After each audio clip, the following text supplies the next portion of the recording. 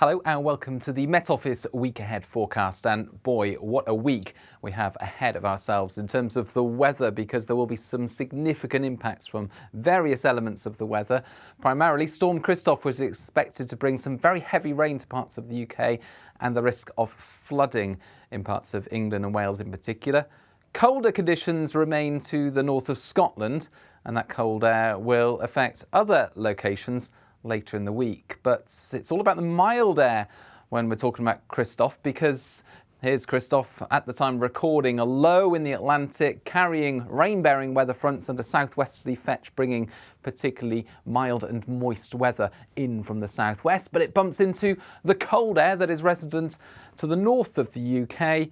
And that means that when these weather fronts arrive, they'll just stall. They'll bump into this cold air, some snow on the northern flank of them, but effectively they'll stall through central areas, bringing an enhanced risk of heavy rain, snowmelt and flooding. Now, initially on Monday evening, it's outbreaks of mainly light rain across southern Scotland, Northern Ireland, England and Wales.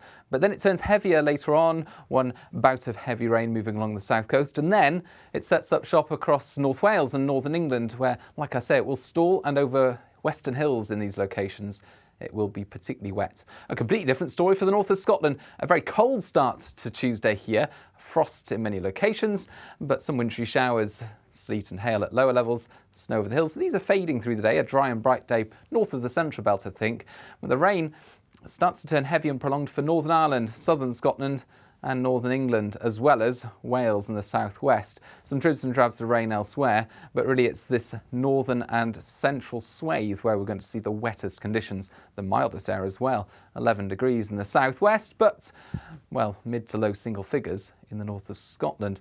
And where we've got that contrast on the boundary, well, we're likely to see some colder air bringing snow over the hills of Northern Ireland and southern Scotland.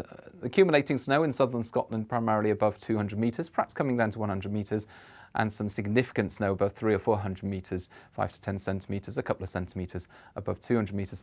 Now, further north, again, another chilly night to come across northern Scotland, but a mild night to come on Tuesday night for much of England and Wales, where we've got that heavy rain still going on Wednesday, and you can see the brighter colours there, Northern England, Wales, into parts of the Midlands later on as well, and it's just going to be thoroughly soggy.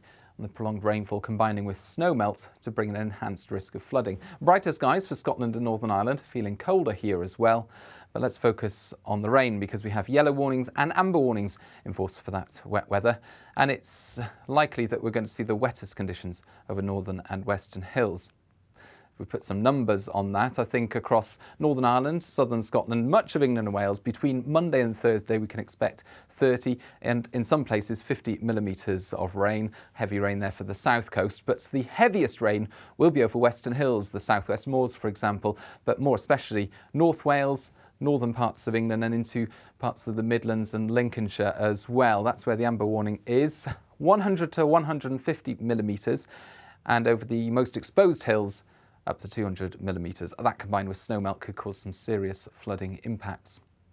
And you can see why the snow's melting. It's very mild in the south, but colder air is waiting in the north, and that's going to start to spread south later on Wednesday. So Christoph moves into the North Sea, the isobars tighten, strengthening winds, bringing that cold air south. The rain band, though, pushes back into northeast Scotland, and with that, we're likely to see some significant snow for northeast Scotland later Wednesday and into Thursday. Meanwhile, the rain eases across England and Wales later in the day, finally drier and brighter for much of the UK, but feeling colder. And the snow will really build up across parts of northern Scotland, in particular northeast Scotland. Some significant snowfall accumulating here, even at lower levels. Further south, primarily rain showers with snow confined to hills and feeling cold. Much colder compared to the last few days. Friday starts off along a similar vein with cold air in place and further wintry showers, perhaps some outbreaks of rain further south and some hill snow as well. The snow coming down to lower levels for northern Scotland along with a cold wind.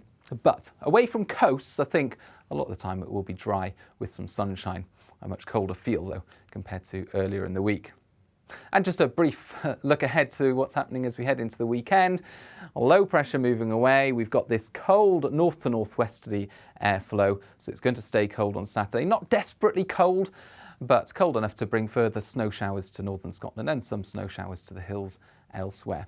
We'll keep you updated with the weather this week, and of course you can check any updates with weather warnings on the Met Office website and app, and you can follow us on social media to keep across all of the stuff that's going on. Bye-bye.